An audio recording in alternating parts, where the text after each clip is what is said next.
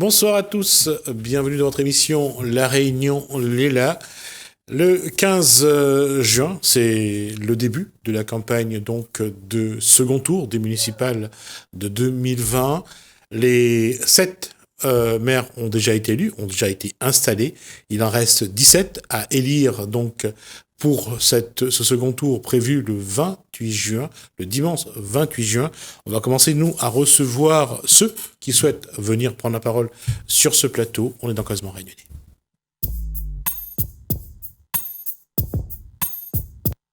Bonsoir, Daniel Alamedou. Alors, comment ça va d'abord ? Bonsoir, Monsieur Ramoudou. Bonsoir les téléspectateurs qui nous regardent, surtout ceux de Sainte-Suzanne. Ça va très bien, donc...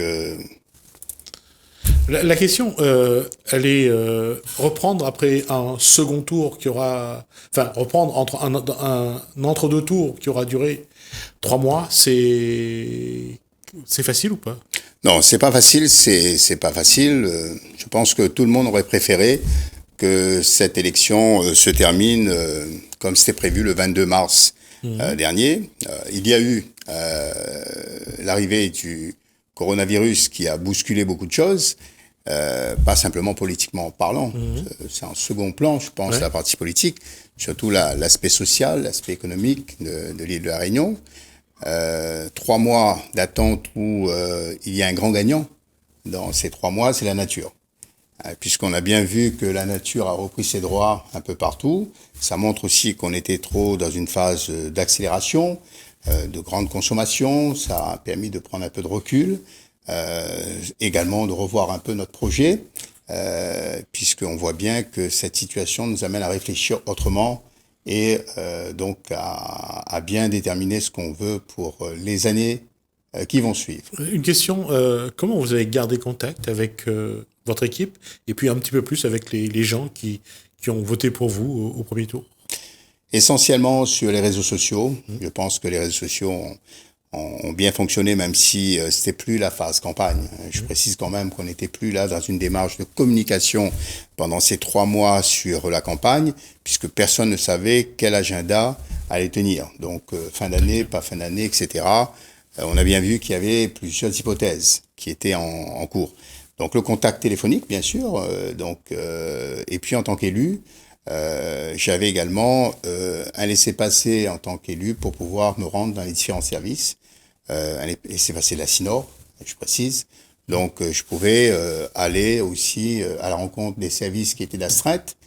On a vu qu'il y avait les services transport, les services environnement, les services social surtout, etc. Donc il fallait quand même garder contact avec les agents pour bien voir si les choses se mettaient en place et se déroulaient d'une façon correcte.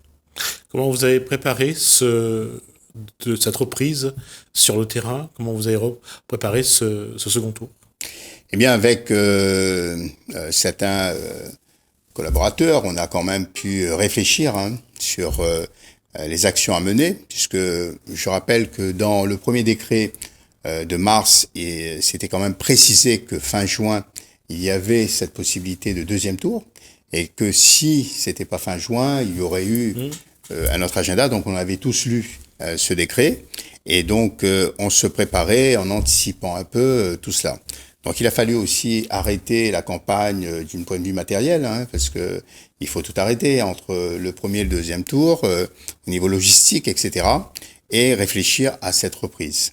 Donc oui, ça s'est assez bien passé de ce côté-là, parce que j'ai la chance d'avoir une belle équipe à mes côtés, que je remercie. Je reprends aussi l'occasion, ici même, pour remercier et les militants qui sont avec moi et qui m'entourent dans ce projet, nos colistiers, mais également, surtout, les électrices et les électeurs qui ont voté pour nous à Sainte-Suzanne et qui nous ont placés deuxième sur ce premier tour. Vous avez fait 28%, c'est ça ? Oui, c'est ça. 14 points d'écart avec votre concurrent direct, Maurice Gironcel. Oui. Vous pensez que c'est jouable ? Oui, je pense que rien n'est perdu. Dans une campagne électorale, il faut savoir se remettre en cause, il faut savoir aussi repartir sur cette analyse-là. Nous avons à peu près 50% d'abstentionnistes à Sainte-Suzanne. il y a de la marge pour la discussion, et il y a quand même 57% de personnes, globalement, qui ont été pour moi, pour ma liste, mais pour d'autres aussi, qui n'ont pas voté pour le maire sortant. Donc, quelque part, il y a quand même eu un refus, sinon je ne serais pas là ce soir avec vous, pour cette réélection du maire sortant. 57%, ça fait beaucoup. Alors, j'ai vu sur une photo que vous avez fait alliance avec une concurrente. Alors voilà, il y avait 6 candidats au premier tour, il faut le rappeler.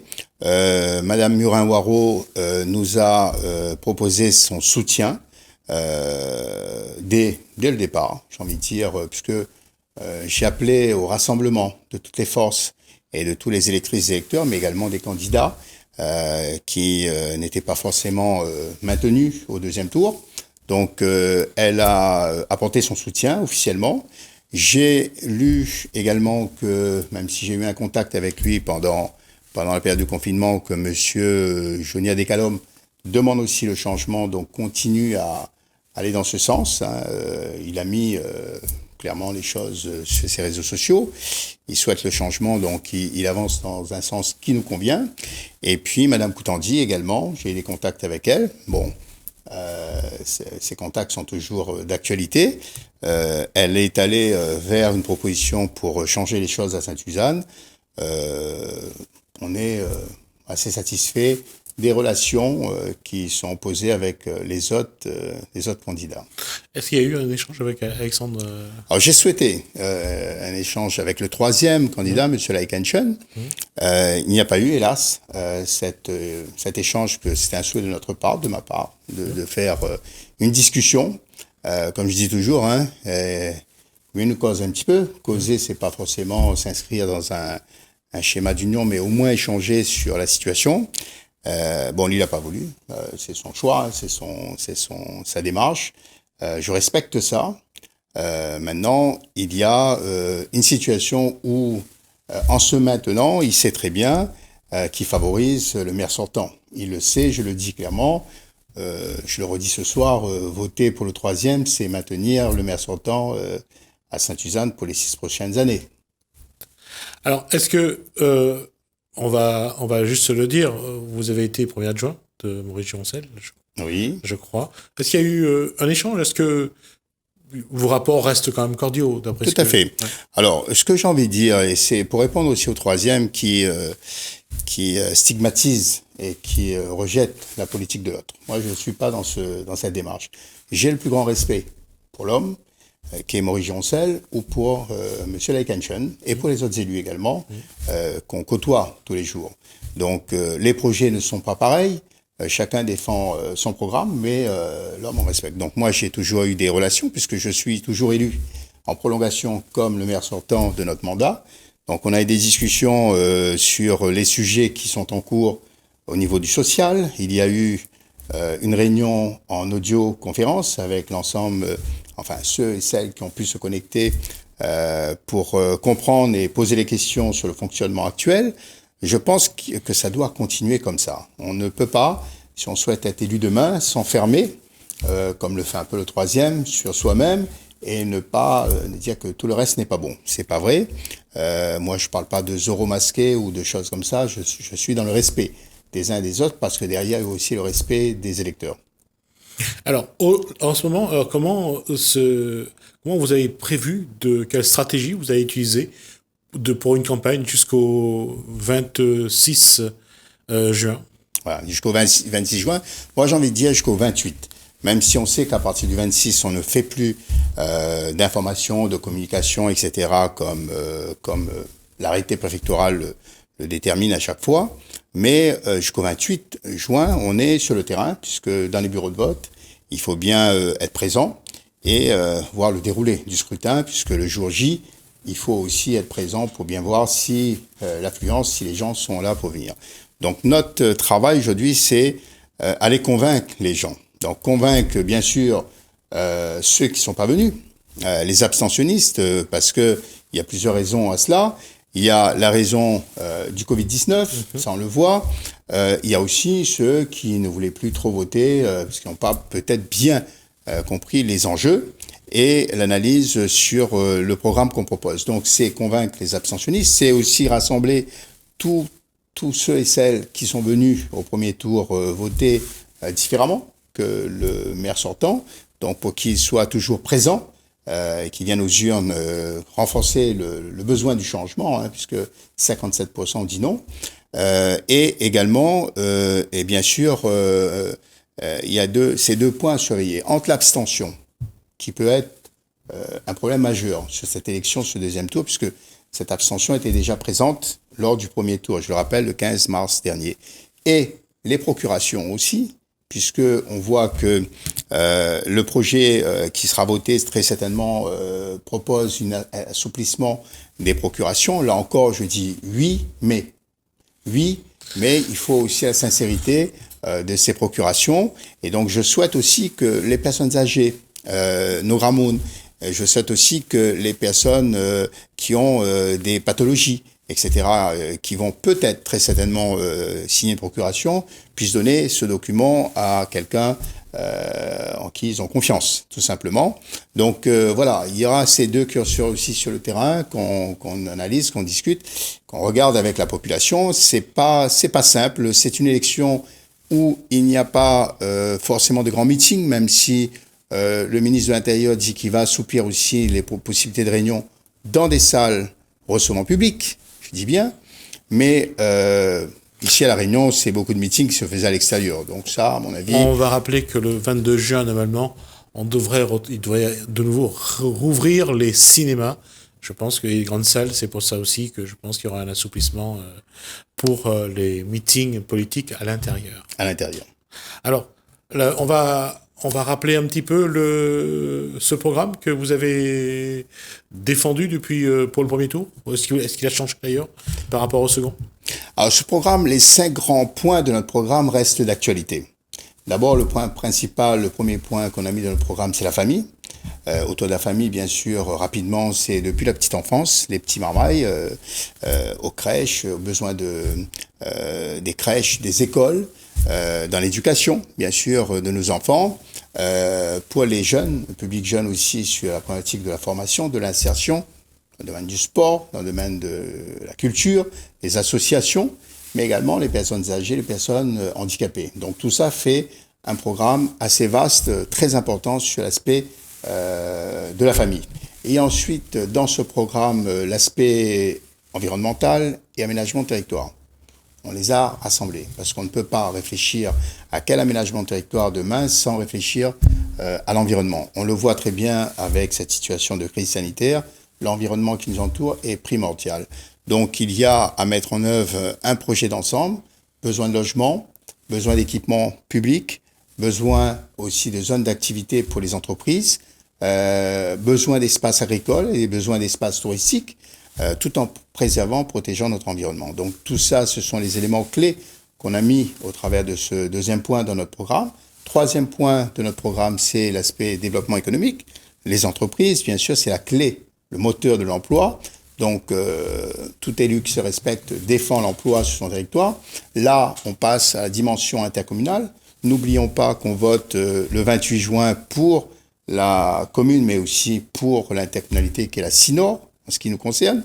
Et donc, la CINOR, enjeu très important dans le développement économique, où on a 3 communes, et il faut, sur ces 3 communes, défendre ou placer le curseur de l'emploi. Donc, nous pensons qu'à Sainte-Suzanne, depuis un certain temps, rien n'a été fait sur le développement économique en termes de zones d'activité nouvelles. On a posé plusieurs propositions à la population, aux acteurs économiques, aux acteurs agricoles. L'économie sans agriculture n'est rien. Donc, là aussi, le volet agricole prend une place considérable dans notre programme. Et bien sûr, développement touristique. Donc ça, c'est le deuxième point. Le troisième point, pardon. Le quatrième point, bien sûr, c'est également l'aspect des services publics. Quel type de services publics? Là encore, on se remet en cause sur faciliter l'accès dans tous les domaines, sur les réseaux sociaux, sur Internet, donner plus d'informations au grand public, aux administrés et dématérialiser au sein de tous les dossiers qu'on peut mettre en œuvre ces services publics, c'est très, très important. Dans la service public, bien sûr, les agents. Donc, les agents, il faut savoir, quand on est maire élu d'une commune, bien sûr, on pilote un projet, mais on manage aussi une grande équipe. Donc, à travers les administratifs, à travers l'ensemble des agents, ce sont des collaborateurs avec lesquels, bien sûr, il faut maintenant exécuter le programme. Donc ça, nous comptons valoriser, former, avec un plan de titularisation concret pour ces agents de la commune de Sainte-Suzanne, bien sûr, et de la Sinor. Il y a les deux pendants, avec les nouveaux services qui sont maintenant là. La compétence de l'eau est arrivée à la Sinor depuis le 1er janvier de cette année. Donc un grand service s'occupe de ça. La situation de l'eau dans le programme environnement à Sainte-Suzanne, qui a pris un certain retard dans la potabilisation. Là encore, il faut booster ce moteur-là. Nous comptons sur les agents aussi de ces services pour pouvoir mettre en œuvre l'ensemble de ces projets avec nous. Il y a bien sûr la ville numérique. Nous voulons que Sainte-Suzanne, au sein de la Sinor, soit aussi ancrée dans cette démarche et labellisée ville numérique de demain, avec tous les projets portés par le public et les privés.